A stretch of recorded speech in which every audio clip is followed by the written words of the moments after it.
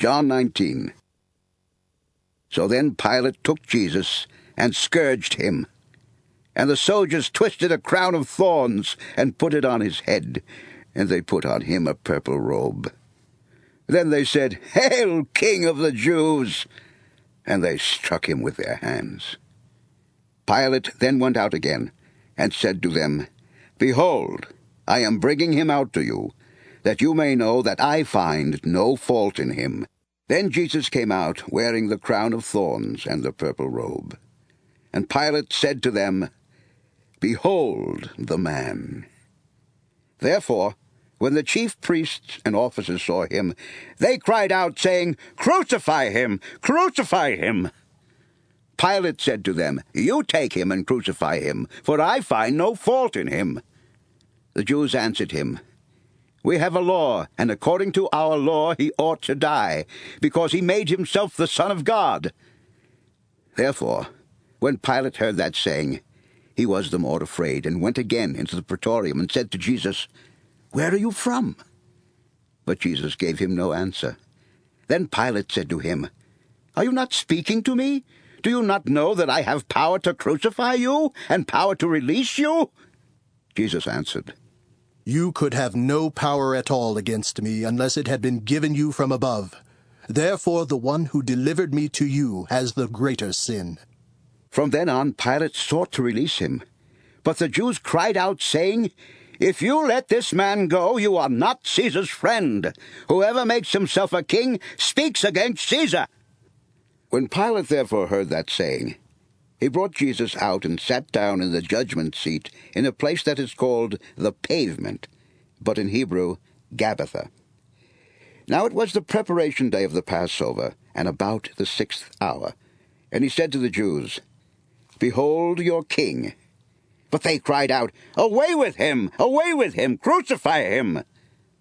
Pilate said to them, "Shall I crucify your king?" The chief priests answered, "We have no king but Caesar." So he delivered him to them to be crucified. So they took Jesus and led him away. And he, bearing his cross, went out to a place called the Place of a Skull, which is called in Hebrew Golgotha, where they crucified him, and 2 others with him, one on either side, and Jesus in the center. Now Pilate wrote a title and put it on the cross, and the writing was, "Jesus of Nazareth, the King of the Jews."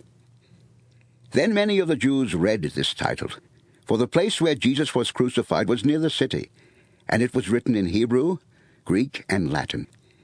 Then the chief priest of the Jews said to Pilate, "Do not write the King of the Jews." But he said, "I am the King of the Jews." Pilate answered, "What I have written, I have written."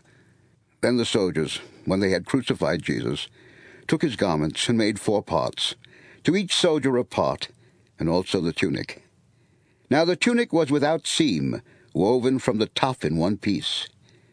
They said therefore among themselves, "Let us not tear it, but cast lots for it, whose it shall be," that the scripture might be fulfilled, which says, "They divided my garments among them, and for my clothing they cast lots."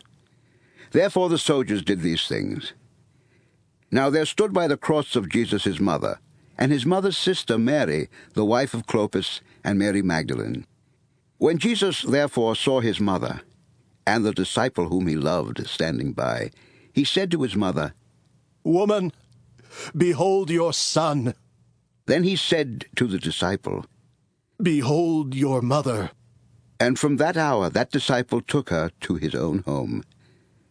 After this Jesus, knowing that all things were now accomplished, that the scripture might be fulfilled, said, "I thirst." Now a vessel full of sour wine was sitting there, and they filled a sponge with sour wine, put it on hyssop, and put it to his mouth. So when Jesus had received the sour wine, he said, "It is finished." And bowing his head, he gave up his spirit.